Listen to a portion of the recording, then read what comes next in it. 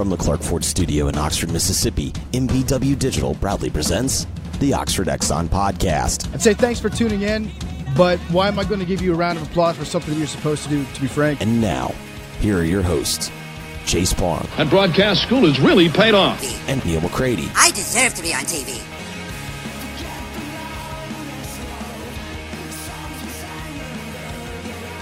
Welcome to this Monday edition of the Oxford Exxon Podcast. Chase Parham, Neal McCready, Clark Ford Studio. This morning, Ole Miss falls to Texas A&M by a couple touchdowns in the College Station on Saturday. Coverage at rebelgrove.com of all that, including this analysis podcast here on this network, everywhere you listen to your podcast. Ole Miss and Vanderbilt this weekend from Nashville. That is a 6:30 start there in Nashville. Is it just Vanderbilt Stadium, Neal? Is that correct? I think so. I think it's just Vanderbilt Stadium because it's Memorial Coliseum. Yes. And I think it's just Vanderbilt Stadium. No naming rights for Vanderbilt. No. Kroger Field at Kentucky now. So I saw that. Yeah. I'm sure Vanderbilt would take the money if somebody wanted to make it something different, but just a hunch? Mr. Vanderbilt gave Vanderbilt a lot of money. Mr. Vanderbilt did? He did. Okay. I believe you. Yeah. I mean, it probably takes something to get a school named after you. So, anyway. I was not making a joke there, people. Anyway, all right, leading into the weekend, also want to announce an event Friday night, rebelgrove.com, MPW Digital, if you're just an Ole Miss fan, no matter what, we'd hopefully subscribers, listeners, that kind of thing. We're going to be at Neighbors in Germantown, or the Neighbors Germantown location in Nashville, not Germantown is in Memphis, Germantown area of Nashville, at Neighbors for a watch party for Ole Miss and Butler. Tip on that is at 7 o'clock. There'll be drink specials. I'll probably have some grab bags, some giveaway bags, something along those lines as well. So come out, enjoy yourself, a little socializing and fun night before Ole Miss and Vanderbilt. So again, that's at 7 o'clock. Tip there at Neighbors in Nashville, the Germantown location for that. You can find out more on Facebook, on rebelgrove.com and the like, and we'll remind you throughout the week on his here podcast as we tell you every single day about the Oxford Exxon Highway 6 West in Oxford. One home game left. Let them cater your tailgate for that. Maybe you want to stop over at the Oxford Crystal, take care of one of those bourbon maple shakes. They do lunch specials, they do ribs, they do the Speed Pass Plus app, and as Thanksgiving gets close, they will smoke your turkey for you as well. Call ahead. Let them take the hassle out of cooking that for you this holiday season. Again, coming to you from the Clark Ford Studio. We are Clark Ford's in Amory. 662-257-1900 is the number. Call the number. Ask for Corey Clark. Tell Corey what new Ford you are looking for. He'll send you a quote within 15 minutes of business hours. It's that simple.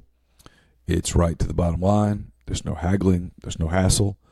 It's a very efficient process, and you can make it as efficient or non-efficient as you would like. You get the inefficient, I should say.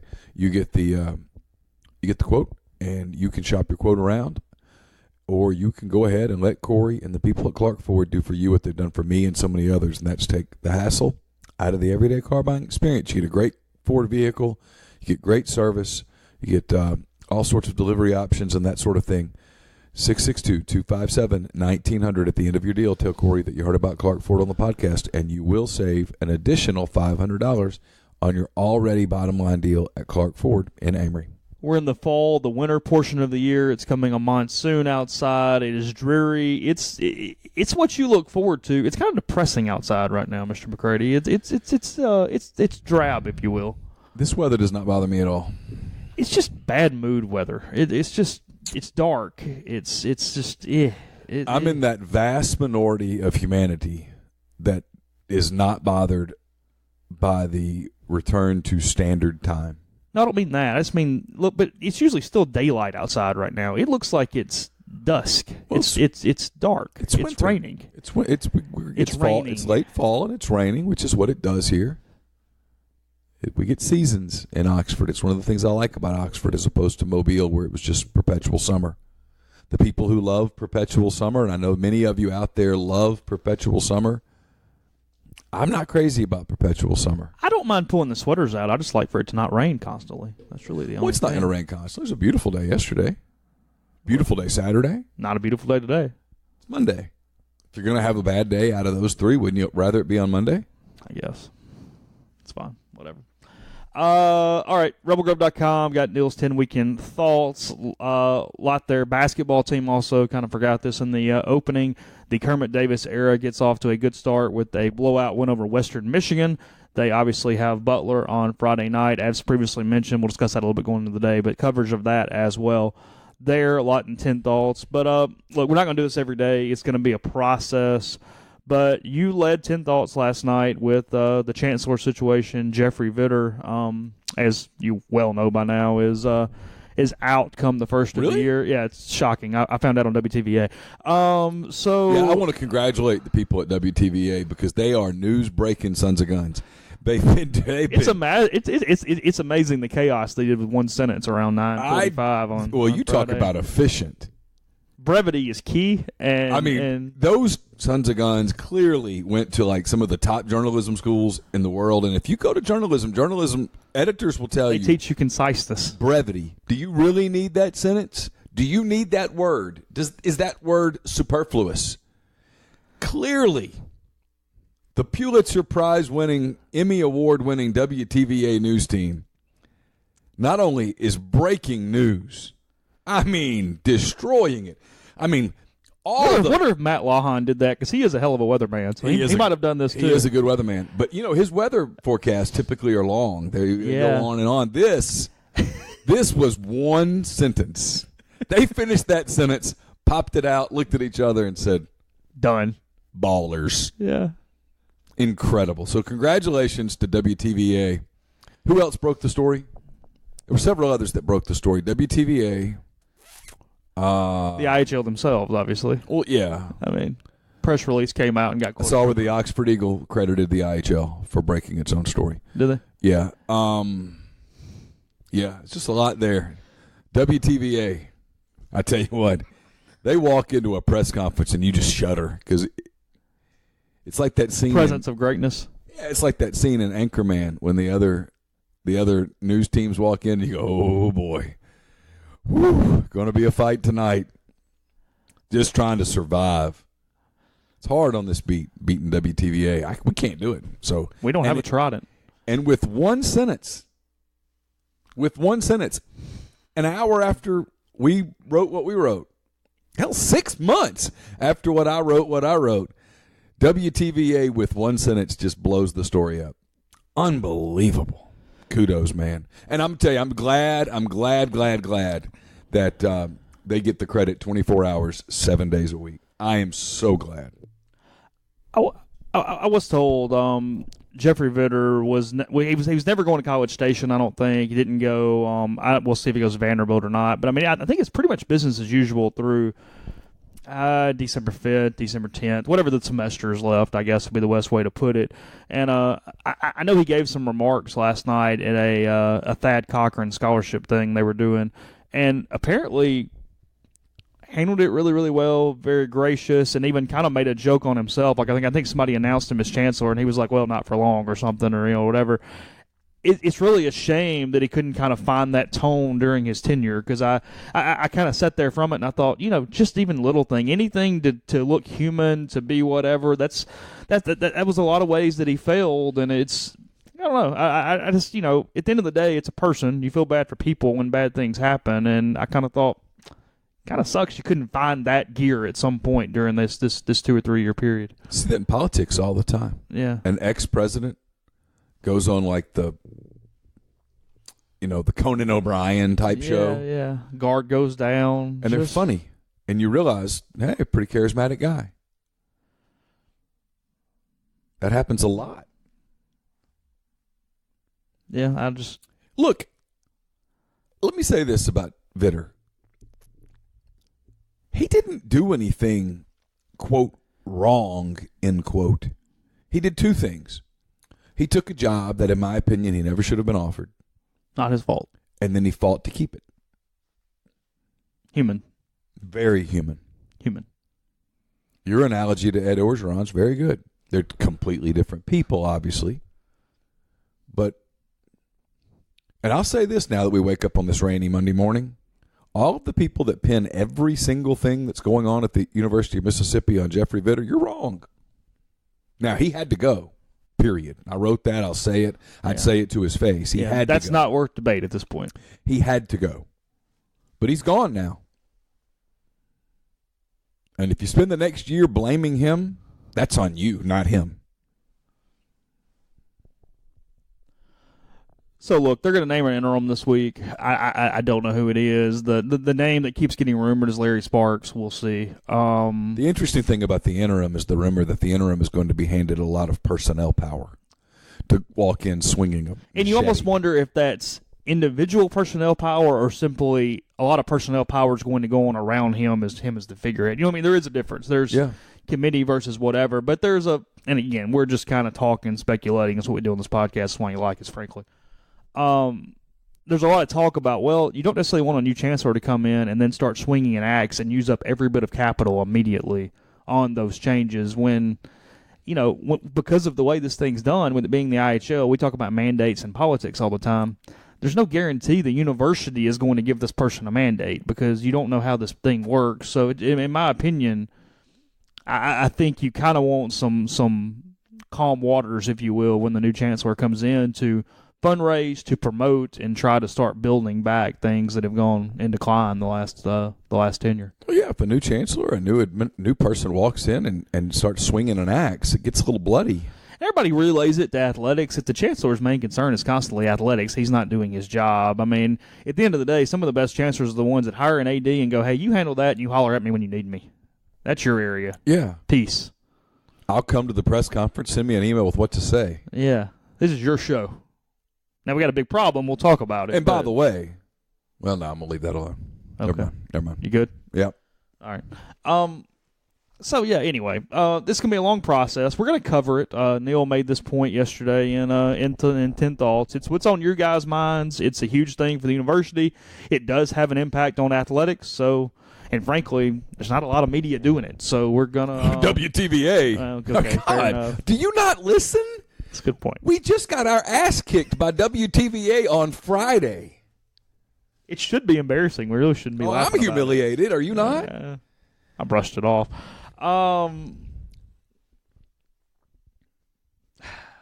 Anyway. Those sons of bitches went back in time and broke a story. They're time travelers. With one sentence. Unbelievable. It's amazing they didn't pop up in that Stephen King book about JFK. That's a great point. Yeah. But anyway, we'll cover it. New things are not going to happen every day, guys. Like, this is slow down. This is a long deal. Yeah, so let this play out. We'll cover it like a coaching search. This will not play out. It's in slow motion. This will not play out like a coaching search. You won't even know the candidates for months, other than a couple that are going to emerge. Yeah, you'll know 2 or 3 quickly. Yeah. Stuff kind of happens, especially right now. The way, I mean, we made this point on Thursday night's show. We'll make it again. I hate using war terms, but it's going to be a fight. There's multiple factions here that are going to push their own candidates, and it's going to be a power struggle within the university. I'll just be honest. That's where we're headed now. I wrote this in 10 Thoughts. It's going to be new versus old. It's going to have some conservative versus liberal. And that's not going to be black and white necessarily, and I don't mean that about race. I mean in general. It's going to be, but it's going to be a fight, yeah. And I think I think this is worth mentioning too. There's also going to be potentially not a major sect, but a kind of a subsect of people that are huge Ole Miss. Hey, we got to keep the medical school attached to us, and then people that go, hey, there's some UMC people that want some autonomy there. So there's also going to be some medical school back and forth on chancellor candidates because I think that's going to become a fairly major point of topic in the next decade or so. So well, it should be a lot of money, a lot of. Well, I mean, just in the standpoint of, there's some UMC people that want to break away from Ole Miss and just be the university medical schooner with no affiliation. They want it to happen. I know that. Yeah. Point being, that could be pros and cons on certain candidates, how they feel along those lines. So the weird thing as this plays out, and I'm vow to not get into opinions on particular candidates, so I will not. But the weird thing as this plays out is for those of us who, and look, I've lived here a long time. I should understand it by now, but I don't. The way the IHL is designed, the way the system is put together, is so incredibly freaking stupid that it's difficult really for people like me to even really understand how the process works. It was put together at a time that was so different, and like a lot of things, it's the way we've always done it. So it just sticks, and as you change, they try to finagle some of the rules, but the main principles stay in place for a time that it was not structured to meet when it was first done. And frankly, here's the deal, and it's what I mean. Just again, being honest on a Monday morning, whatever. Ole Miss has lost a lot of political power over the last decade. They don't have near the pull in legislatures that they have at one point. You're referring to the state legislature. Yeah. I mean, I'm talking about getting things done. I mean, we're talking governors, we're talking state senators, we're talking House, everything. I mean, no matter what. I mean, really, almost at any level. And because of that, it changes the way that Ole Miss is kind of seated in the IHL a little bit. I mean, there's always going to be balance to some extent. You weren't ever going to have 9 members that were Ole Miss people or whatever, but. That's appointed positions. When you lose power, bully block has worked to a certain extent. I mean, there's a lot of things here that have happened that have changed the tenor of the IHL in a negative way to Ole Miss people, meaning it's much more of a problem now, and part of that problem is that they have lost power in a lot of ways from other times. I'm going to put on my WTVA sweatshirt here. Yeah. Here's a sentence, 3 words. Yeah. Elections have consequences. Well, yeah, but a lack of organization has consequences. That's a lot of this problem. I mean, it's 5 words, but still a good sentence. You know what I mean? Yes. I mean, when everything's just scattershot, and one side's really, really dedicated to pushing this on it, stuff happens. So, Ole Miss has got to figure out a way to get organized in every way. That's the problem. Yeah, and there's this big debate on the board about whether it's right or wrong, good or bad. The whole thing about the in-state versus out-of-state recruiting, I want to make sure I get my point across. I think you can do both. I don't think you have to pick one over the other. I think you can do both. And I agree with the people that say, you should really emphasize out-of-state recruiting. I agree. There's a lot of money there. But I talked to some, this isn't even my opinion, so I can say this without even feeling guilty about giving an opinion. I'm sharing someone else's opinion. A very high up Mississippian who, believe it or not, I actually spoke to. The brain drain's a real thing. And when these kids from the elite students from Mississippi, when those kids leave, they don't come back. That's brain drain. And you should do, Ole Miss applies to Ole Miss, Mississippi State, both. You should do everything in your power to target and keep as many of those kids as you can. Because those are the kids that have a chance to grow up and be the future leaders of your state. And if your aspirations are to one day get out of the bottom ranks of all of the key state rankings, well, you do it with people. You do it with ideas, and you do it with ingenuity, and you don't do it by letting the really smart kids in the state leave. And it's to your point, it's something that got pointed out on the board last night that, frankly, I knew and I just kind of forgot about, I'll be honest, is in a lot of ways Ole Miss kind of props up the IHL, keeps it functional for a lot of the lesser universities. But in saying that, they use formula for government money on students in-state versus out-of-state, how many you have, and Ole Miss does not get the same share as other people because they have more money. It is there's a bit of a, it's such a hot word, I hate to use it, but almost kind of a socialist tendency to it a little bit from the IHL standpoint, where Ole Miss has to find ways just governmentally to make up more tuition dollars and whatever, because they don't get the same as some other schools from a government funding standpoint. Yeah, that's what people see, the things that maybe I said, like about the kids from Georgia, the kids from Texas. I'm not saying you should stop recruiting those kids. I'm not saying that at all. I'm saying in addition to recruiting those kids, you should try to recruit the elite kids from your state. And Ole Miss doesn't. Not to the degree that other schools do. Frankly, not to the degree that Mississippi State does. I mean, just give some credit. It's all on the board. There's all sorts of anecdotal. We're really going around the room to get back to the same point, the way they've always done it. In the past, they didn't have to. Right. It just worked, and it was fine. And it's still working to some measure. Let's not act like it's all falling apart. Of course not. But there's been a small to moderate, somewhere in there, phrase it how you want to, change where, the thing going, hey, the other people are just desperate. Yeah, that doesn't work anymore. That's not the way this thing works. That's not it. That's a perception reality thing. So you can get on your high horse and think that, but at the end of the day, it doesn't really matter what is going on other than what that student and what that parent thinks, period. The reasoning is secondary. Who cares? That's why I used a personal anecdote in 10 Thoughts. It's not about me. It's not about my kid at all. But I have these conversations with, obviously, I know other parents who have kids at the same age, give or take a year. And the story is always the same. It's always the exact same story. They're getting beat on the recruiting trail.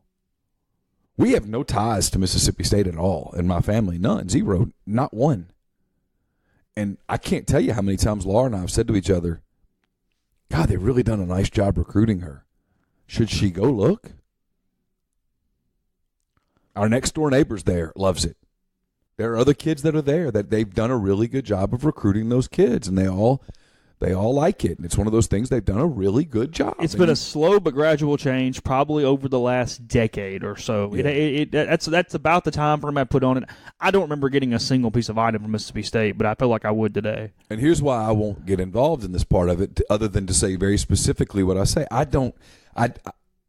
I'm not from here. I didn't pay attention to this until the last 12 months or so when her college choice thing started becoming something that obviously was a topic of discussion in our home. And her friends and stuff, because, of course, her friends come over, and part of the conversation, I said this. I mean, we've been here for 11 years. I've known a lot of these little girls that come into this house. They're not little anymore. But in my eyes, they are. I've known a lot of these little girls since they were second, third, fourth graders. And so now when they come into the house, I don't goof around with them like I used to. And, now you say, so what's going on? Where are you going to go? Where are you looking? What are you going to do? What are you thinking about majoring in? You have those kind of conversations because that's the life cycle I'm in. I missed the life cycle you're in. It was a much easier time because back then it was like, hey, did Dora and Boots figure it out? Yeah. Now you're talking about life. Yeah, and so you have these conversations, and there's a pretty consistent theme. We'll finish this conversation, this topic in a second. When we move on to some more sports-related things. Before we do that, I'll tell you the podcast brought to you part by Community Mortgage, Oxford, Memphis, Soto County, and Chattanooga. Underwriting and processing is done in Memphis. You're getting local underwriting. Understands your market, a leader in condo financing in Oxford, and the float-down option. So give Jason a call at 662-234-2704. Or JLO, that's JLOWE at communitymtg.com. We referenced my 10 Weekend Thoughts. They are brought to you by Harry Alexander. Harry is an Oxford-based RE/MAX legacy realty agent. He's been in Oxford more than 4 decades. No one knows the residential and condo market in Oxford better than Harry. In addition to that, Harry's a really good guy. I had lunch with Harry on Friday in the middle of all this craziness. Harry's good people. Send him an email. It's ha@harryalexander.com. After you check out his site, it's harryalexander.com. Click on the Properties and Neighborhoods tab. Filter through by what you're interested in, what you're looking for. It's an interesting time in the real estate market in Oxford and around Oxford, and you would be advised to talk to someone who has sort of seen it all over the last 4+ decades, and he has. He's seen boom. He's seen the opposite of boom as well. So get in touch with him, ha@harryalexander.com. Hey, socks are cool right now, so stop spending money on koozies and pins and other stale company swag. Put your company logo on something that people will actually want, like custom dress socks. They're high-quality dress socks that you'll actually want to wear, and Dead Soxy makes it really easy to create a custom sock. All you have to do is go to the deadsoxy.com, DEADSOXY.com website. Click on Go Custom. You have to answer about 8 questions. I did it the other day. It took, 40 seconds. You answer 8 questions to get the process started. It's super easy. Literally, I logged in getting some socks for rebelgrove.com that we're going to have as giveaways. And it took, I'm guessing, a minute, maybe less. Super simple, and I'm a computer idiot compared to a lot of you, so some of you could probably get through this in seconds. You have to order 30 pairs minimum order. A lot of other high-quality brands require you to order 100 or more pairs on a custom order. You can order as few as 30 pairs on a minimum order. It takes about 4 weeks from the time the order is placed until you get the socks. It's easy. It's fast. It literally takes much less than 5 minutes to get the process started at deadsocksy.com. Don't forget, also, when you order individually at deadsocksy.com, enter promo code Rebel Grove, and you get 25% off your order. I know some of you have already gotten your orders. You've talked about it on the board. It is a fantastic product. The podcast also brought to you by Grenada Nissan. Speaking of fantastic products, they're great. I've been doing business with Grenada Nissan for more than 10 years, and I can tell you that I've never had anything resembling a bad experience. Nothing but great experiences, in fact. It's GrenadaNissanUSA.com. They have a complete selection of new and previously owned Nissans.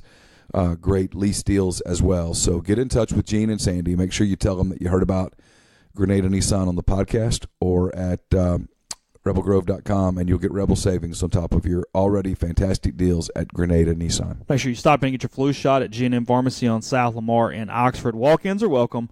Even in the rain, they'll take you, get the flu shot out of the way. They accept all major insurance providers. It is free, if not $25 there with G&M. They deliver local in the Oxford area. And Bob Lomenick, the head of G&M, welcomed a new grandchild over the weekend. Mary Leonard Lomenick doing well. Robert and Sarah Rose, friends of mine. So congrats to all of them. And stop in at G&M Pharmacy in Oxford. So what's you getting, like Rebel Grove logos on the socks? What are we doing? That's what we're working on. Having a hard time. You didn't want to put our faces on them? We got the characters on the other one. Yeah, I don't know how complicated that would be. Think it'd be complicated? I guess I can try. I mean, I'm just asking. I mean, it kind of freaked me out, honestly. I don't know that I want to do that. Pictures of yourself. I'm good. Yeah. I mean, we have that logo. Remind me you have the logo? Well, our MPW digital logo. Yeah, I have it. Yeah, send that to me. I'll send it along. I mean, it would look kind of like the ones I have on because they're fluorescent. You know, it's got the green and the blue in it. Yeah. Very similar to the Dead Sockies I'm currently wearing. So. Okay. All right. Yeah. Look, last thing on this. We're gonna move on in a second. Oh, not on socks. On the chancellor thing. I was gonna say. Yeah, Neal made this point yesterday, and Thursday night, I was having some fun. I'd had a couple drinks. I'm not going to be a Bobby Robbins propaganda machine for the next 6 months. I mean, your shirt says Robbins for president. Yeah. Hey, look, for the love of God. Mine says WTVA. They send stuff. You wear it. I know. So, I mean, you ought to see all the signs I got in the car. But in all seriousness, I've seen the ones at your house. We're going to cover it. I have an opinion, but that's not going to be the overwhelming whatever. I mean, I'm going to see who's out there. I mean, I'll be honest. I got a couple people pointed out some bios and stuff over the weekend. It was like, well, if that person's interested, that's pretty impressive. I mean, you just want them to get the right guy. I mean, whatever that is, just get the right dude and or girl. Well, right, yeah. No, you said dude. I'm sorry. It was more colloquial. Completely ruled out 50% of the population. It was more colloquial right there. I really pissed off 4%. I'm sorry. It's 8%. 4 rolls off the tongue so well though that I just kind of like keeping it at 4. Stop. Okay. Anyway, that's where we are. I mean, there was some people kind of like, you're doing this. I know I'm not going to do that. I'm just talking. So, chill. We'll cover it. We'll move on with our day. It's all good. I'll have some opinions time to time, potentially. You endorsed basketball coaching candidates and turned the whole thing into a complete disaster. Look. I mean, the Krzyzewski thing was... Look. I told you from day one. I ran across a document, and I was really impressed with what Creighton and Northern Iowa and some other schools had done. Jacobson for president. I mean, I'm just saying, some things had happened. And somehow this document got to me, and Northern Iowa looked like a really good example to what Ole Miss should be following. So you're telling me that you saw a Robbins PowerPoint, and you're just fired up. Is that what happened? I mean, just be honest. You know, some videos get sent to me, some documents, some things. It's stuff happens. Sorry, it is what it is. Speaking of basketball, Kermit Davis era getting off to a rocking start against Western Michigan. The Broncos were no match for the Rebels on Saturday afternoon. What'd you see? Well, the big takeaway for me, because Ole Miss plays at Butler on Friday night. They do. Hinkle Fieldhouse. They do. So, Overrated movie, by the way. Well, I'm getting to that. You know how, for me, if you followed me for 10 years, you know that I hate press conferences. I hate them. So I try to make jokes occasionally just to lighten the press conference mood. Because you get 6 or 7 minutes into a basketball press conference and people are still talking about X's and O's, and it's like, can we make a joke? So I asked Kermit. He said he volunteered that he had been to Hinkle once, but hadn't played there, hadn't coached. He just went in to look at it. And so I asked him, did you measure the goals? And he laughed. He got the joke. Yeah. So I'm getting to this. Yeah. He got the joke, and he laughed, and he made a comment about how, it's cool, and he watches that movie in the middle of the night if he can't sleep because it's one of his favorite movies, which I don't know, quote, end quote, Kermit Davis yet, but, I've been around him enough to kind of get a sense of kind of what he's about, and he really likes basketball. And so it doesn't surprise you that a basketball coach really likes basketball, but he really likes basketball. Yeah. He told me one day his favorite part of his day is preparing for practice, practicing, and watching practice. It's what he loves to do. Yeah. It's cool. That's not a criticism before anybody thinks it is. That's good for a basketball coach, but that's what he really loves. And so he got it. And anyway, Terrence Davis came in afterwards. And when Terrence got through talking about all the stuff we talked about with Terrence, I asked him if he'd ever seen Hoosiers. No. And not only had Terrence never seen Hoosiers, it was pretty clear that Terrence had only recently been informed about the existence of Hoosiers. Okay. So I came home, and yesterday I was talking to Carson. We were driving to soccer practice, and I asked Carson, who's 12. So Terrence is probably 21. Carson's 12. Decade-ish. Yeah. And I said, Carson's a pretty big sports fan. If it's a sport, he likes it.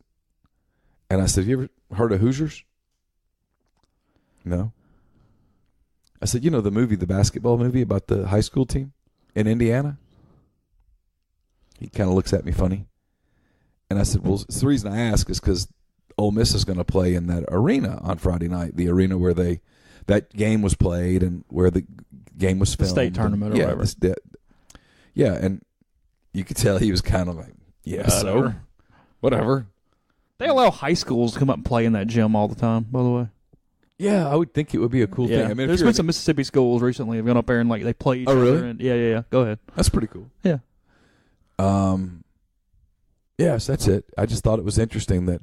And let me rephrase that. It's for a Hollywood version. It's actually pretty realistic. It's not overrated. Is probably not the right word. Not overrated to the point that Field of Dreams is overrated. That is a god awful movie. Blow me up. I don't care. It's so stupid. No, it's just stupid. It should not be on the pantheon. But I don't know. Maybe it says a lot about me personally. Maybe this is a personal deal that I've got to get over. Maybe you don't think the Moonlight Graham part of was cool? He had to walk across the corn to save the little girl. He had to cross the line. I don't know what made that movie such a success, because that movie could have easily gotten made and everyone looked at it and goes, what in the heck is this? Because it was a romance type. It just pulls on your heartstrings, but not even in a way Hoosiers and even Rudy to an extent. I don't like Rudy. He was offsides. It drives me nuts. But at least those are some there was no Jimmy Chitwood, but the main part of the story is pretty real. Field of Dreams on another level, so it's not overrated. I like my movie with a little bit of conflict, just something. I should be able to turn my mind off and go, this is a really feel-good story, and just move on with your day. But I sort of like when there's something that doesn't go perfect. There was a voice that woke up Ray Kinsella, or whatever his name is, and told him, you got to go find the guy and do the stuff. And he basically risked his whole. I think there are two kinds of people on this earth. It's the people that go, yes, I got really emotional when he throws with his dad or whatever at the end. And the other people that go, really? Okay. Sure. You don't get emotional when he throws with his dad? I've had to sit through 2 hours of that slush by then. I'm done. Just finish it. Roll the credits. Oh, I think the part where he throws with his dad now is pretty. Even after all the other stuff, you can just forget the crap throughout this entire movie and then do that, and you're all good. Really? Did you cry at Toy Story 3? Toy Story 3 was a dang good movie. Yeah, it was. You didn't answer my question. I mean, I don't know that I sobbed, but yeah, it was Did you emotional. tear up? Yeah, it was emotional. It's okay. Parts of Toy It's Story okay 3. to have emotion. Yeah, I'm fine with that. It's fine. Okay.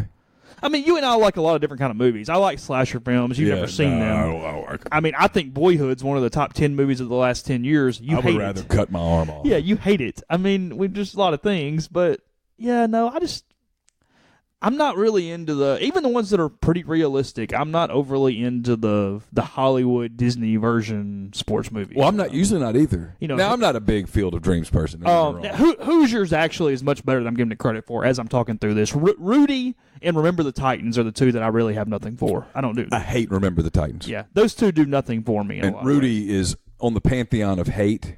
Rudy is close to Remember the Titans. Hoosiers is a much better film than those movies. I've never watched Hoosiers and thought I hate this. Hoosiers is okay. I spoke a little too soon as I'm talking. I mean, they Hollywooded it up because you have to Hollywood but it's it fine. up. Yeah, it's okay. It's fine. I mean, it's no for love of the game, but no, it's not for love of the game. But what is? But who has Vin Scully? If Vin Scully calls Hoosiers, it might be a different deal. I mean, but he's done 4 or 5 sports movies, and I think Kevin Costner's worst sports movie is Field of Dreams. Yeah. I do. That's what I think.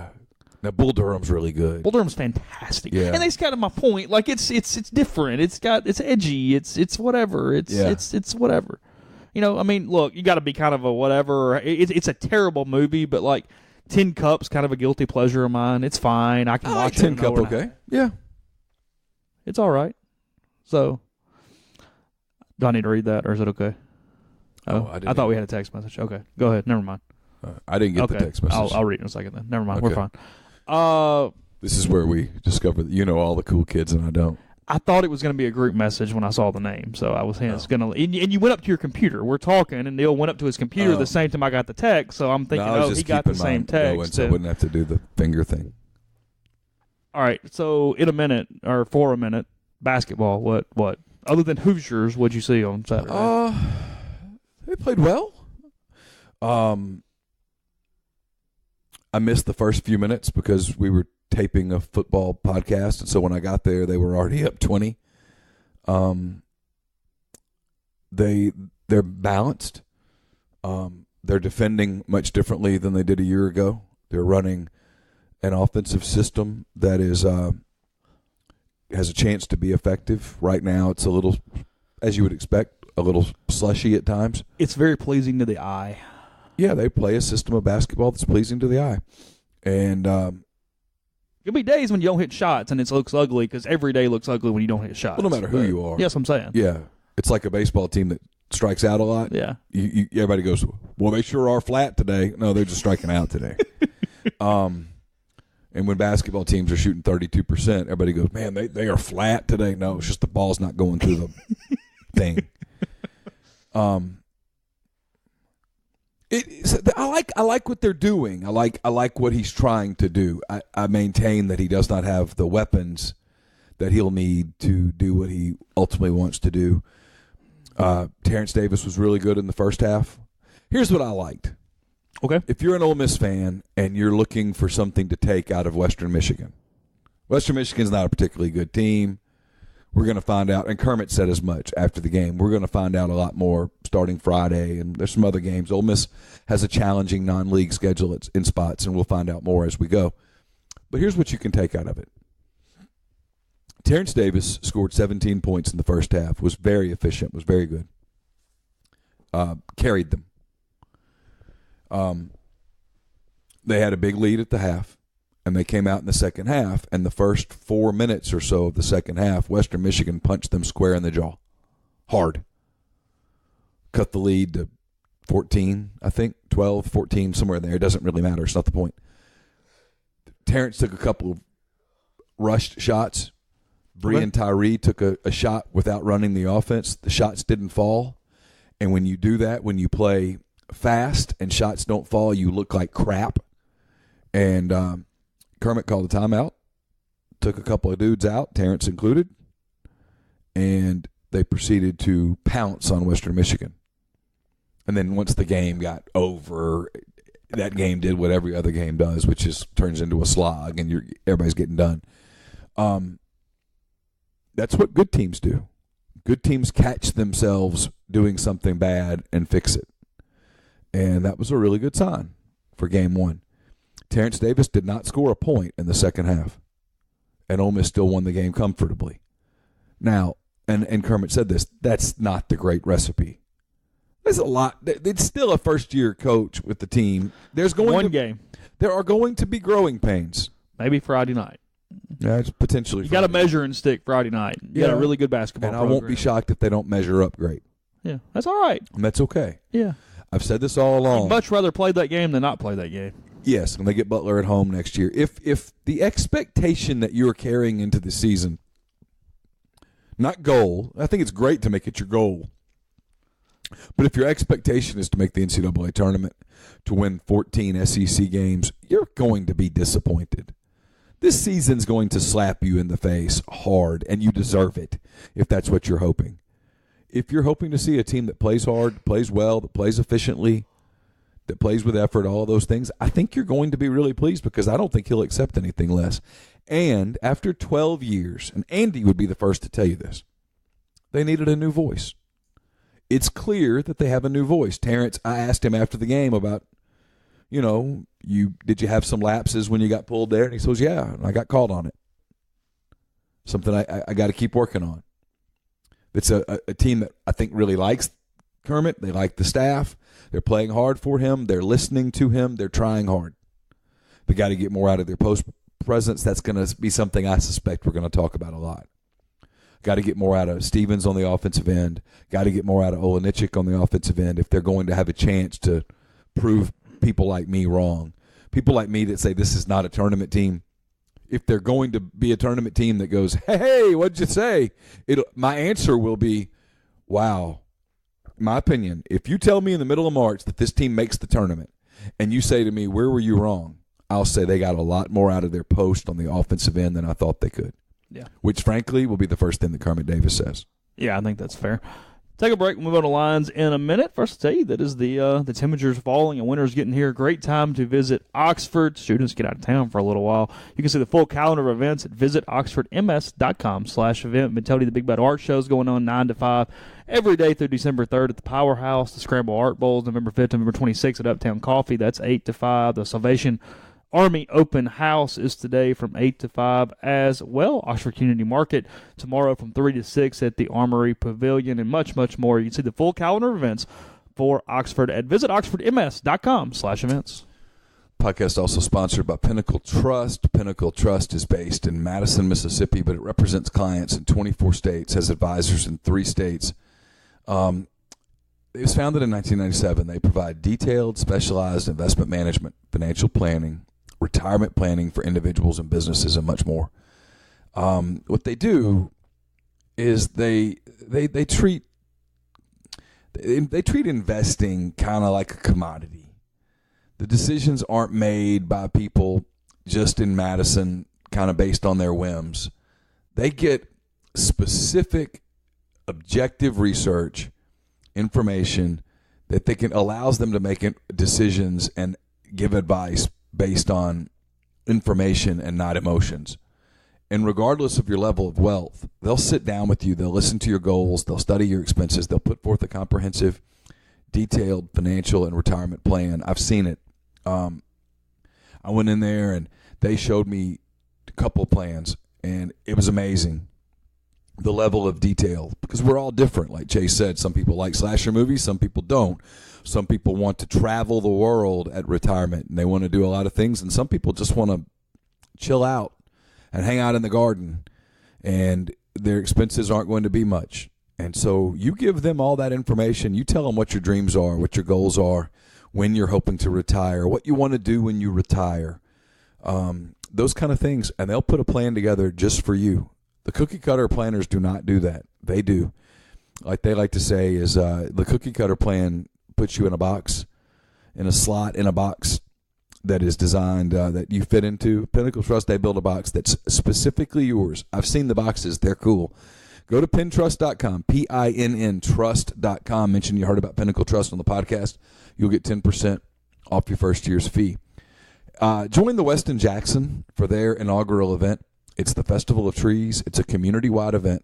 The Westin Jackson is partnered with Eventful, Visit Jackson, Friends of Children's Hospital, and many others to create a one-of-a-kind, all-month-long holiday event comprised of elaborately decorated Christmas trees lining the Westin Jackson halls, a holiday charity gala, sugar plum fairy teas, and brunch with Santa. This annual event is sure to delight kids of all ages and warm the Christmas spirit in all who attend. So purchase your tickets today at jacksonfestivalofTrees.com. And we're brought to you by John Edwards of Regency Travel Incorporated in Memphis.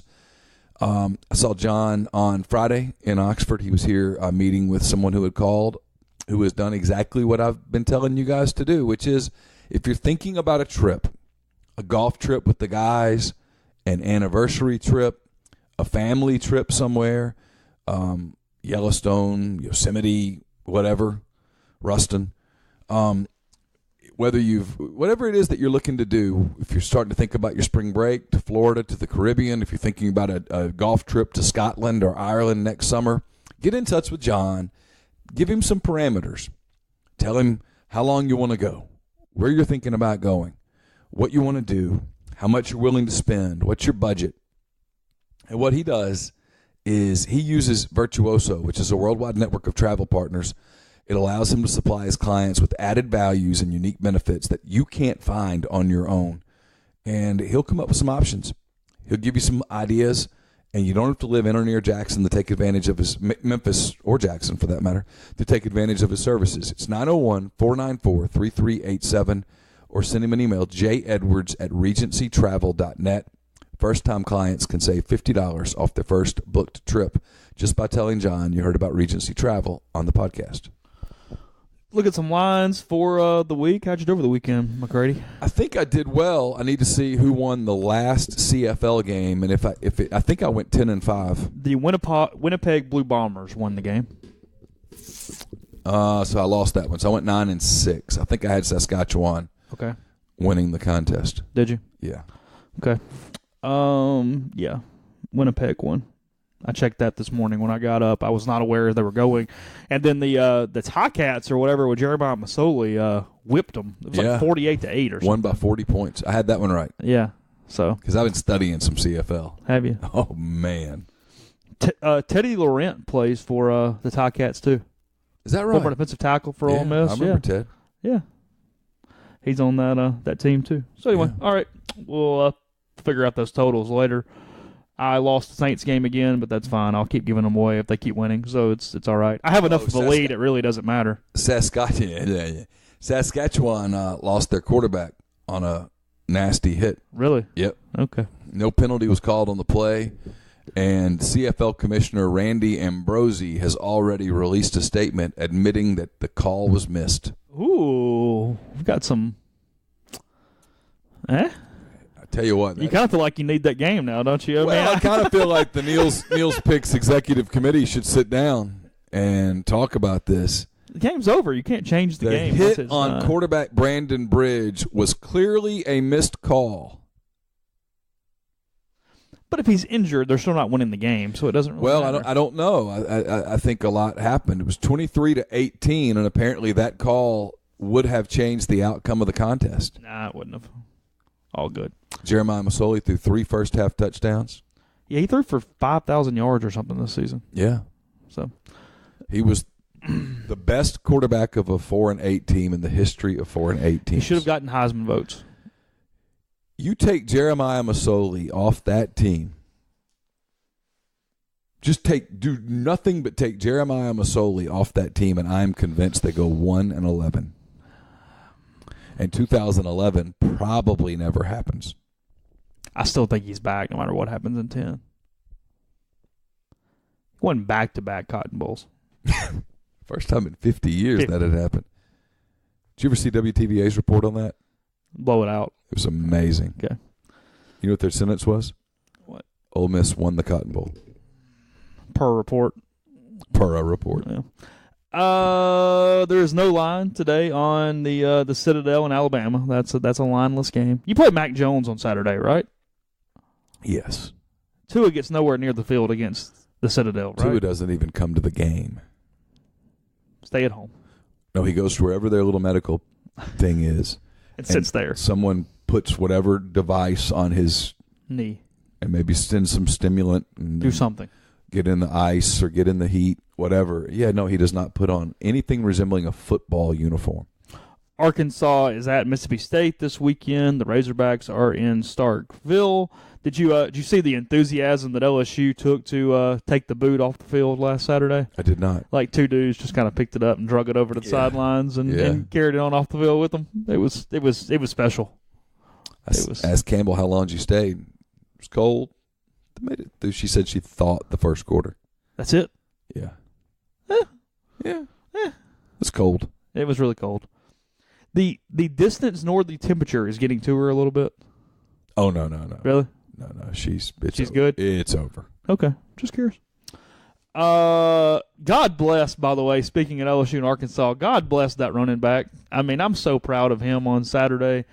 He knew that was the way to win the game because if you score, that's the only way you give Arkansas a chance to come back and take that one because they can score, get the onside kick, score again. So when you stay out of the end zone and you fall down twice, you're smarter than your idiot head coach who would not take a knee. He kept running plays, but our boy at the running back position, you can't get in the end zone. Can't risk that one. Yeah.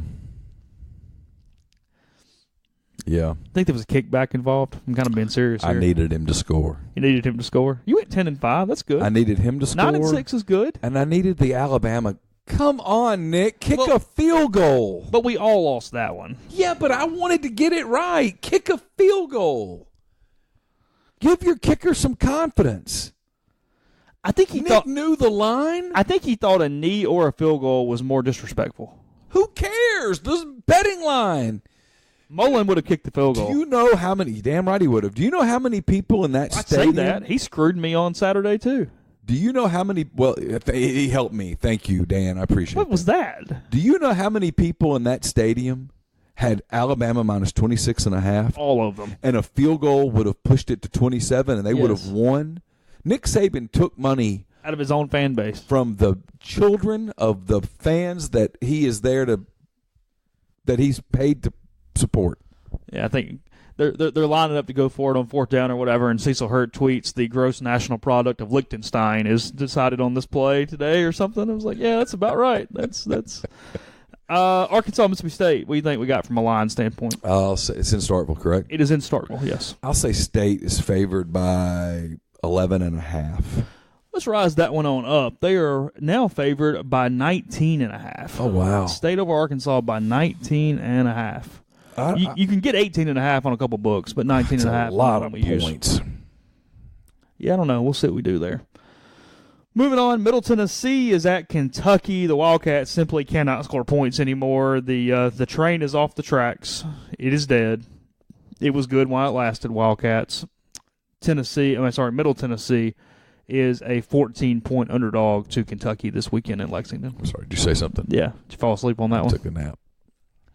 You can take Kentucky to cover 14? I don't know that they can. I think it's Middle. I don't care. Okay. Something's wrong. I think Vandy beat Middle like 35-7 earlier in the year. Yeah. I'm just telling you, something's wrong in Lexington. How's it wrong? They're going to go 9-3 or something. 8-4, maybe. 8-4. Okay. Good enough. Man. In all seriousness, don't you have to have some like special event for scumbags, this many scumbags being on the field at one time? Ohio State at Maryland this weekend? I mean. Oh, God. I mean, talk about some intercollegiate athletics right there. Yeah. Ohio State at Maryland this weekend. I feel sorry for a lot of the kids that have to play in that game. Ohio State minus 17 at Maryland this weekend. Yeah. Michigan State only giving a 1.5 to Nebraska this weekend. Nebraska's quietly played a little better. They're not good, but your division champion, Northwestern Wildcats. I'm so proud of my guys. I really am. We went to Iowa. Haven't they lost like 4 times? Well, we've saved up for the big games. We're division champs. We're going to Indianapolis, all the way to state. They're at Minnesota this weekend. Minnesota crushed Purdue. Yeah. Northwestern -3 against Minnesota in Minneapolis this weekend. Bobby Petrino fired, by the way. Same week, Louisville is a 15-point underdog to the NC State Wolfpack. Dave Doran and Bobby Petrino hanging out Bobby Petrino, his team hanging out this weekend. Doran had a bad week, too. I think they lost to Wake or somebody. Yeah, it was last Thursday night. I think it was going on while we were doing our show. Bobby Petrino's buyout somewhere around $14 million. They're paying him every cent of it. The AD yesterday in the press conference said 100% paying all of it, no problem. $14 million. I don't know about the no problem part, but they're paying it. Well, that's what he said. They're paying it. They're not fighting it. Is my point. No. They're just said, okay, that's what it is. We're gonna. Here's the thing: when you get to a point with your program where you can't afford not to do it. Sneaky good game if everybody's healthy. Notre Dame -10 hosting Syracuse this weekend. The Orange, not a bad football team. I tell you what, if that thing were in the Carrier Dome, I might go the other way. Yeah. Notre Dame will win, I think. But man, that's a bunch of points. Quarterbacks beat up. That's a bunch of points. Yeah, -10 Notre Dame. Notre Dame took a backup into Tallahassee and won easily. Yeah. Louisiana Monroe getting 9.5 at Arkansas State for all the Warhawks out there, and then getting 9.5. Yeah. Yeah, we're on a roll. Red Wolves -9.5 against Warhawks. We destroyed South Alabama. Yeah, whoever it was we played. They were 2-7. Well, they're 2-8 now. First year coach. Took them behind the woodshed. I don't want to hear a bunch of excuses. Just saying. Went into Ladd Peoples Stadium. Storied Ladd Peoples. Ladd Peoples, Legion Field. We were just not intimidated at all of Ladd Peoples. Not even really. A little scared of the area around there, but we got out. A little bit of fortune, a little bit of doing a better job. Tennessee coming off that win against Kentucky over the weekend. They are in Knoxville. They are home against the Missouri Tigers this weekend. Ooh. That's actually not a terrible game. Pretty good game. It's the 2:30 game. CBS picked that one for their 2:30 game. Good call. I will say Tennessee is a 1-point favorite. I will say that even on the road, the Missouri Tigers are a 7-point favorite. No way. That is correct, yes. Sorry, it's down to 5.5 now. I was going to say, mine. You give me those points, and I might jump. Take the Vols at 7.5. Yeah, all day. Tennessee. Look, I love making fun of the guy, but he's done a good job. He has. They've gotten steadily better. They've played harder. He's pushed. They've gotten more. Seems to be recruiting well. He's going to prove a lot of people like me wrong, I think. Texas Tech loses a heartbreaker to Texas over the weekend. That sucked. Yeah. They are a 7-point favorite against Kansas State this weekend in Manhattan. Like them to cover that one. For sure. West Virginia, a 5-point favorite in Stillwater facing the Oklahoma State Cowboys. I like them to cover that. They're good. They are good. They are good. Your other guys, the Iowa Hawkeyes, they are 18-point favorites on the road at Illinois this weekend. Yeah, I'll cover that. In Champaign. Wisconsin is on the road at Purdue. Purdue's a 6-point favorite over the Badgers. Really? Yeah, at home. Big Ten's weird, man. It's really weird. Wisconsin's been all year. Yeah. There's a line on this game. I did not even realize they were D1. I guess I should have, but I didn't. Auburn hosting Liberty this weekend. And Liberty's D1? There's a line. That's all I got. I got a line. What's the line, like 50? It opened at 31. It's at 28.5.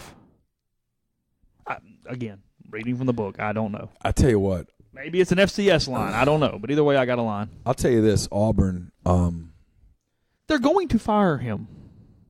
And it is the dumb part of college football. You give him $49 million, then he's got all these weird must-win games, and then he loses a game that he was going to lose the entire freaking year, and then now you want to fire him again. I mean, this whole thing is monopoly money and stupid. Well, it's stupid. It's people making remarkably emotional decisions. Yes. I don't know how much of this season is his fault.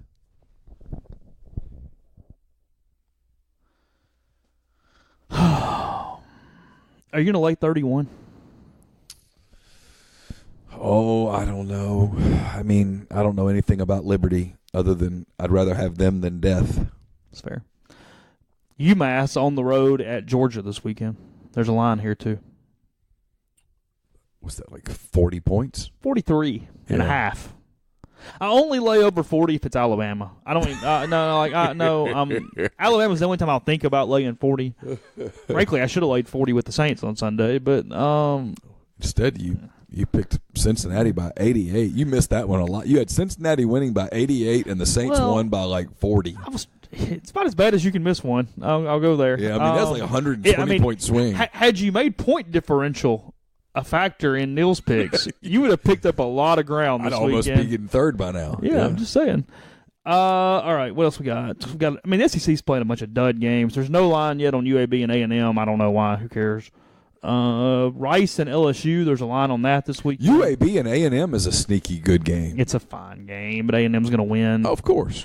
LSU's giving 44 to Rice, the Tigers and the Owls this weekend. It's a lot of gumbo. And then Ole Miss at Vanderbilt. Everyone knows this one. And it stayed right where it started. Across the board, hasn't moved a lick. 2.5 for Vanderbilt against Ole Miss. Look. Ole Miss is 0-6 against SEC teams against the spread this season. They're going to have to win one to prove it to me. I'm laying the points. I keep thinking this team just finally has a rollover game, and then I know that they won't. They've been through so much. They just stick together. Give them that, whether it's coaches, kids, whatever, some combination thereof. Yeah, it is what it is. The point being, they just don't quit. They just show up. Yeah. Which further backs up my contention that this is a talent thing. Yeah. So 2.5 for that one. We take our final break and tell you about Master Cuts, because Christmas is right around the corner, and they keep their home looking up to par throughout the holiday season. They have a variety of outdoor Christmas decorations that will transform your house into a festive staple of the neighborhood. Provide everything from lighting and garland to inflatable characters. Whatever your vision may be, they'll work with you to design a custom display unique to your home. And the best part, it's all the decorations you pay for, you'll own them. Master Cuts will keep and store the decorations until next year, or you can store them yourself. That option is yours. Start a tradition today with your family. 662-607-7773 for a free quote. The podcast, I'll tell you in a minute. The podcast is also brought to you by Oxford University Bank. I'm sorry. Sometimes I get the email that just, goodness gracious. OUB is locally owned and operated right here in Oxford. When you deposit money at OUB, that money and the vast majority of the bank's profits go right back into the Oxford community. OUB gives you the comfort of home, all the benefits the big mega banks provide, all the technology and products you can want, all with the personal touch. When you call OUB, you speak directly with the live person, all without having to press 10 buttons, without a 5-minute wait. OUB offers its customers the absolute best cash checking account. It's called Kasasa. And with Kasasa, OUB will pay customers 2.5% interest on their balances up to $50,000.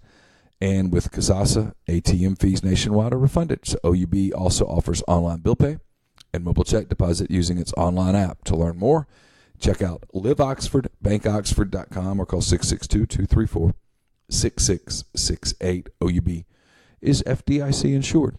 And the podcast is brought to you by Megan Phillips with LAH Real Estate. Megan is the person to call for all your real estate needs in the Birmingham, Alabama area. With almost a decade of experience, Megan's knowledge and expertise can help you buy or sell your home today. So visit her site, meganmphillips.com. That's MEAGANM Phillips.com. Or call her at 205-602-7929. 205-602-7929. So those are the lines for the week. We'll tell you what we're thinking on Friday morning, I guess. Our final show of the semester at Funky's on Thursday night at 5:30 for that one. Working on a guest. Think I have one. Oh, do you? Waiting for confirmation. Okay. Do I know who it is? Yeah. Okay. The one we talked about? Yep. Okay. See, we have so much back and forth communication here that, it's... Anyway. So my phone. Your phone. God bless America. This has not been good for it in the whole deal the last few days, and part of it's because I kept opening it in my mouth. But you endorsed the candidate day one. I was kind of. I wasn't kidding, but I was trying to kind of play a little bit. And you don't even have Christmas lights up. Your house, when you plug in the thing at night, it reads Robbins. That's a bit much. People took me very seriously. I will say that there were multiple groups of people that did not think I was kidding or playing around in the slightest. It was very. I wasn't sure you were kidding. Well, I'm for him. I'm not taking that away. I'm just saying there was like a whoa kind of thing for some people. Like let's talk about this. It's like, what are we talking about? Yeah, I had people call me. Go, why is he so? I'm like, I have no idea. You can ask him. What do I look like? Well, and then there's like some people that like agree with me and go, this thing should be done in 3 days. Let's just do it over the weekend. It's like, well. No, that's not how this is going to work. Yeah, there's a lot more convoluted than that one, bud. So something that will be done before that's done is the NFL season will come to an end. It will. Rams lose Cup yesterday. Looks like an ACL. Oh, it was an ACL. Non-contact. That was an ACL. Okay. That's going to change. If they were going to lose a guy, that's where they should lose it, but it's still a big loss. He's a big part of what they do. I don't know. The Saints seem to be scoring a lot of points with one wide receiver, so it's the Saints, the way they use the different tight ends, just dudes. Arnold catches the ball yesterday. Just a bunch of dudes. They've taken their Dylan called me and he goes, I have no idea where that guy went to school. No clue. And he's like catching balls over his head. But they have one cat like an Illinois Wesleyan or Minnesota Lutheran or somewhere, and then they have Taysom Hill out there who's they've turned him in. Sean Payton's our backup quarterback plays quarterback, returns kicks. Like it's just I mean, and now look, it's cute. Stop being Hugh Freeze. You have Drew Brees. Play Drew Brees at quarterback. Please stop. With the little jump pass thingy, it should have worked. It didn't work, and it cost a down in the red zone. Stop. You have a quarterback. They scored on the next play. You have one of the top 5 quarterbacks of all time. Let him play. That was Sean Payton going, I'm going to have some fun. My favorite part of this, though, is when they line up Brees at wide receiver. When they actually take the snap, he, backpedals way out of the play. Yeah. It's like I'm getting around. Nothing. No, nor should he. I'm not getting anywhere close to a linebacker hitting me in the side of the head at some point down the field. We're going to back up and get we're playing 10 on 11 right now. Get off the field. Don't even be on the field to begin with, frankly. This is like the pitcher on the pop-up. Go run in the dugout. Why is he out there? They're not throwing it to him. No. Or is this just in case Peyton does one of those reverse passes or something off the read option? He can't do that. Why? Because it's just stupid. You don't want to do that? I don't want him to get Drew Brees hurt. But he's making a living right now off Michael Thomas and dudes. Here's my point. The NFC playoff picture changed a little over the weekend. Atlanta got beat in a game that Atlanta did not need to lose. Carolina got whipped. You know who looked really good yesterday? The Chicago Bears.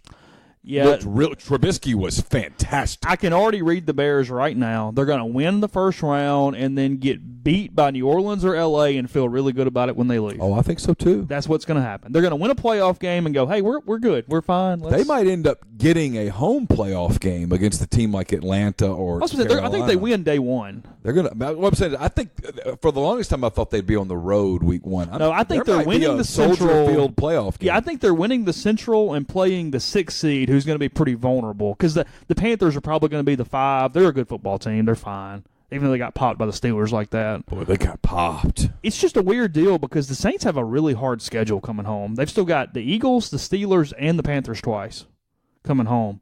But the Rams... Yeah, the Eagles, though.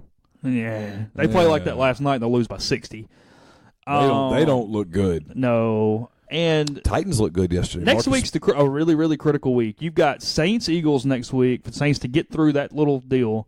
And then the Rams play the Chiefs next Sunday night in Mexico City. It's a damn shame they moved that game to Mexico. Yeah, it's in Mexico. They should bring that back. Play that somewhere else. Yes. We need to immigrate that game back. Well, play it halfway between the two, like Denver or something. It's. Speaking of that, did you see this? So the Rams and the Chiefs had both asked the NFL, because they play the Broncos, obviously, this year, to let them play Denver the week before Mexico City to get used to the altitude change and whatever. Yeah. And the NFL rejected both asks. So McVay and them are just going to Colorado Springs today and practicing all week at Air Force's facilities at altitude all week. They're not actually even staying in L.A. They're going ahead and going to Colorado Springs and then traveling to Mexico City. It's pretty smart. And now, there's a little bit of extra element on that, too, because all the fires out there, it lets them get out of the area and just football. But see the game in Oakland, people were having to wear masks. Well, it was like that Cal last year, right around the Ole Miss game, one of those weeks. Yeah. Kind of the same deal. They had masks on in Northern California. When it hit the wineries and stuff up there, the golf course and all. Yeah. So, yeah, I have seen that. But anyway, no, it's going to be a fun NFL season. First of it, the playoffs. I think there's a clear kind of. I think you've got a really solid first tier right now. I think for sure in that first tier, you've got LA, you've got New Orleans, you've got Kansas City, and I think you've got Pittsburgh, all kind of in one little tier. The Patriots looked really bad yesterday. I'm not sure they're in that Titans looked tier really right now. good. They did. Now they're so inconsistent. Who knows what they do? From They have moments where they're a team that you don't really want to play in a playoff game because they can be really good. That second tier is really scary because you're talking about Patriots, Titans, Panthers. A lot of it's the uniform. When they wear the dark blue jersey with those light blue pants, for whatever reason, You like that? With their particular helmet, that works really well. And it look good, feel good, play good. I don't think we mentioned this anywhere. It might have even not happened until Friday. I don't remember. Braden Thornberry advances to finals of Web.com Q School. I was glad I could help. Yeah, So he's guaranteed some status for the Web.com next season. His finish in the finals will dictate whether that's full status, partial status, how that works. So he's doing it as an amateur. He has the ability to come back. Obviously, if he gets full status, he's going pro. So we'll see what happens. That's in Arizona, December 6th through December 9th, I believe, is the date for that at some course out there, probably around Phoenix or Scottsdale, I would assume. So probably a safe bet. There's one or two out there. Yeah. So they play some golf out there at the Biltmore. Yeah, they'll do it out there. So anyway, plenty more coming up on the show this week on rebelgrove.com.